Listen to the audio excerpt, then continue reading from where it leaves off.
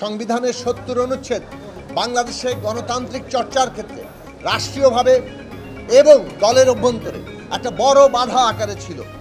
সেই বড় বাধাটি আজকে দূর হওয়ার জন্য একটা ঐকমত্য তৈরি হয়েছে।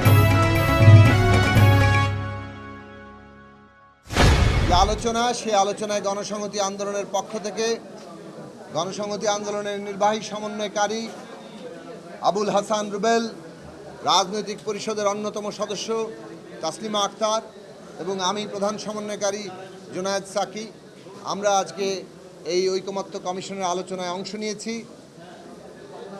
বিগত দিনের আলোচনার ধারাবাহিকতায় সংবিধানের ৭০ অনুচ্ছেদ সংস্কার প্রশ্ন এবং স্থায়ী কমিটি, বিরোধী দলীয়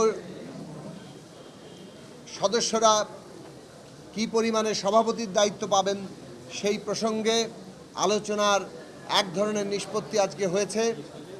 নারী প্রশ্নে সংসদে নারীর প্রতিনিধিত্ব প্রশ্নে আলোচনা চলমান আছে। এই বিষয়ে আমরা আমাদের বক্তব্য তুলে ধরেছি। আমরা একটা বিষয়ে কথা বলি যে আপনারা হয়তো বিভিন্ন দলের নেতৃবৃন্দ এ বিষয়ে কথা বলেছেন, তারপরেও আর একটু সুনির্দিষ্টভাবে আমরা যে জায়গাতে ঐকমত্যে পৌঁছেছি, ঐকমত্য কমিশনও জানাবে। আমাদের দিক থেকে আমরা যেভাবে বুঝেছি সেটা পরিষ্কার করে বলি। আর্টিকেল 70 কিংবা ৭০ অনুচ্ছেদ সংস্কার প্রশ্নে, যেহেতু এটা বাংলাদেশের গণতান্ত্রিক ব্যবস্থা নির্মাণে জবাবদিহি প্রশ্নে এবং রাজনৈতিক দলের ভেতরেও গণতন্ত্র চর্চার প্রশ্ন হিসেবে অত্যন্ত গুরুত্বপূর্ণ একটা জায়গা, সেখানে আজকে একটা ঐকমত্য তৈরি হয়েছে। বাংলাদেশের ইতিহাসে আজকে একটা উল্লেখযোগ্য দিন যে ৭০ অনুচ্ছেদ সংস্কারের প্রশ্নে দুটি ব্যতিক্রম বাদে, অর্থাৎ সংসদের সরকার গঠনের আস্থা ভোট এবং বাজেট, এই দুটো বিষয়ে ব্যতি রেখে বাকি সকল প্রশ্নে সবাই ভোট দিতে পারবেন। এ বিষয়ে একটা ঐকমত্য তৈরি হয়েছে। তবে আরও বেশ কয়েকটি দলের প্রস্তাব ছিল যে সংবিধান সংশোধন প্রসঙ্গ, অর্থাৎ ইস্তেহারে সংবিধান সংশোধনের প্রশ্ন যদি উল্লেখ থাকে সেই প্রশ্নে এবং জাতীয় নিরাপত্তার ক্ষেত্রে বিশেষত যুদ্ধ পরিস্থিতিতে এই দুটো অপশানও যুক্ত করার সিদ্ধান্ত যেটা হয়েছে, যে ন্যূনতম জাতীয় ঐক্যমত হয়েছে এই দুই প্রশ্ন ব্যতি রেখে থাকবে। এখানে ডিসেন্ট ভয়েস কিংবা ভিন্নমত হিসেবে অ্যাপেন্ডিক্স হিসেবে জাতীয় সনদে ওই দুটো পয়েন্টও লেখা থাকবে।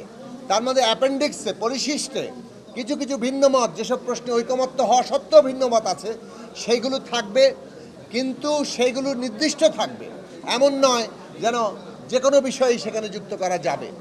এই যে একটা ঐকমত্য, এটা একটা গুরুত্বপূর্ণ অগ্রগতি যে আমরা ন্যূনতম অনেকগুলো বিষয়ে ঐকমত্য হচ্ছি এবং এই ঐকমত্যর ভিত্তিতে আমরা আবার কোনো ডিসেন্ট ভয়েস থাকলেও সেটাও জাতীয় সনদে যুক্ত থাকবে, যাতে করে জনগণের কাছে তারা এই প্রশ্নগুলো তাদের মতামত নিয়ে যেতে পারে। জনগণ যাকে বিজয়ী করবে তারা সেইটাকে তখন বাস্তবায়ন করার অধিকার পাবে। এটা গেলো একটা বিষয়। স্থায়ী কমিটি বিষয়ে আপনারা শুনেছেন 4টি বিষয়ের কথা ঐকমত্য হয়েছে। তার মধ্যে আছে যেমন public accounts committee, privilege committee, estimation committee, public undertaking committee. আমরা প্রস্তাব করেছিলাম আমাদের দলের পক্ষ থেকে যে অন্ততপক্ষে স্বরাষ্ট্র মন্ত্রণালয়েও সংসদীয় কমিটি প্রধান বিরোধী দলের দিক থেকে থাকবে, সেটার উল্লেখ রাখার জন্য। কিন্তু এটা একটা ডিসেন্ট ভয়েস হয়ে গেছে, এটার বিষয়ে ঐকমত্য হয়নি। তবে সিদ্ধান্ত হয়েছে যে সংসদে আসনের সংখ্যা অনুপাতে বিরোধী দল সংসদীয় কমিটির সভাপতির দায়িত্ব পাবে। নারী আসন প্রশ্নে আপনারা প্রতিনিধিত্ব প্রশ্নে শুনেছেন যে এইটা বিষয়ে আলোচনা চলমান আছে। নারীর আসন, সংরক্ষিত আসন 100 হওয়া দরকার, এ বিষয়ে মোটামুটি ঐকমত্য তৈরি হয়েছে। কিন্তু এই 100 আসন সরাসরি নির্বাচন হলে কী পদ্ধতিতে হবে সে নিয়ে এখন পর্যন্ত কোনো ঐকমত্য তৈরি হয়নি। ঘূর্ণায়মান পদ্ধতির পক্ষে সরাসরি নির্বাচনে 400 আসন করে 100 ঘূর্ণায়মান পদ্ধতিতে আমরা আমাদের সমর্থন রেখেছি। এর বাইরেও যদি ঐকমত্য না হয় তাহলে কোন ধরনের প্রক্রিয়ার মধ্য দিয়ে আমরা এই লক্ষ্য অর্জন করব সেটা নিয়ে আলোচনা চলছে, আমরাও ভাবছি, এবং এই নিয়ে রাজনৈতিক দলের মধ্যে আরও আলাপ আলোচনা হবে। এখন আপনাদের যে প্রশ্ন, সেই প্রশ্নে আসি।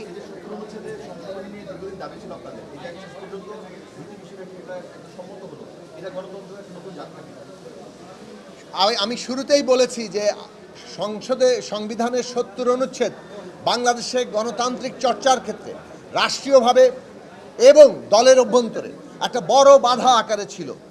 সেই বড় বাধাটি আজকে দূর হওয়ার জন্য একটা ঐকমত্য তৈরি হয়েছে। বাংলাদেশের ইতিহাসে আজকের দিন, এই ১৭ই জুন, এটা লেখা থাকবে যে বাংলাদেশের রাজনৈতিক দলগুলো এই ৭০ অনুচ্ছেদ সংস্কার করার প্রশ্নে ঐকমত্যে এসছে, এবং যেটা ভবিষ্যতে বাস্তবায়িত হলে বাংলাদেশের গণতান্ত্রিক চর্চায় একটা উল্লেখযোগ্য মাইল ফলক আকারে তৈরি হবে বলে মনে করি। বিশেষভাবে আমরা গণসংহতি আন্দোলন ২০০২ সাল থেকে, আমাদের প্রতিষ্ঠাকাল থেকে এই আর্টিকেল 70 বিলোপ করার ব্যাপারে আমাদের সংগ্রাম চালিয়ে এসেছি।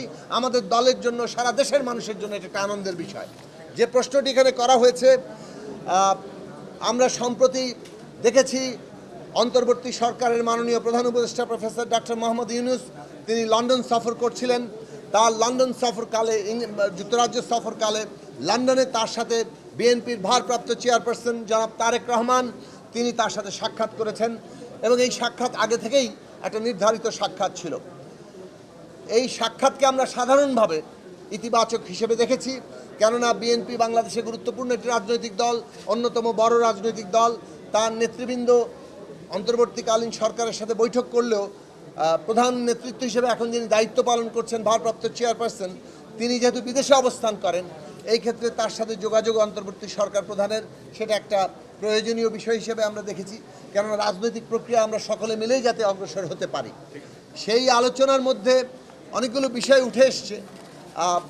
অনেকেই যৌথ স্টেটমেন্ট বিষয়ে আপত্তি প্রকাশ করেছেন। আমাদের মনে হয় যা কিছু বিষয়ে আলোচনা হচ্ছে, অন্তর্বর্তী সরকার নির্বাচনের সময়সীমা থেকে শুরু করে অন্যান্য প্রসঙ্গে, তা সিদ্ধান্ত আকারে সকল দলের সাথে আলোচনা করেই নেবেন। আমরা ঈদ ভাষণে, মাননীয় প্রধান উপদেষ্টার ঈদের আগে জাতির উদ্দেশ্যে ভাষণে তিনি যে নির্বাচনের সময়সীমা এপ্রিলের প্রথমার্ধের কথা বলেছিলেন, তখনই আমরা সেটা আপত্তি জানিয়েছিলাম যে ওইটি নানান কারণে প্রতিকূলতার সময়, এটি নির্বাচন অনুষ্ঠানের জন্য উপযুক্ত সময় নয়। ফলে আলোচনার জায়গা খোলা থাকা দরকার। মাননীয় প্রধান উপদেষ্টা লন্ডনে ইঙ্গিত দিয়েছেন, যদি সংস্কার এবং বিচার কার্য উল্লেখযোগ্য অগ্রগতি হয়, তাহলে রোজার আগেই নির্বাচন সম্ভব। আমরা মনে করি যে সকল রাজনৈতিক দলের সাথে আলাপ আলোচনা করে মাননীয় প্রধান উপদেষ্টার পক্ষ থেকে এই ধরনের একটা সিদ্ধান্তগুলোর জায়গাতে সবার সাথে আলাপ আলোচনা করে সিদ্ধান্ত নেওয়া দরকার। পাবলিক রিঅ্যাকশনে আপনার মতামত দিন। আপনার মতামতই পারে দেশ গঠনের নতুন পথ দেখাতে। পাবলিক রিঅ্যাকশন, দেশ গড়ায় আপনার মতামত।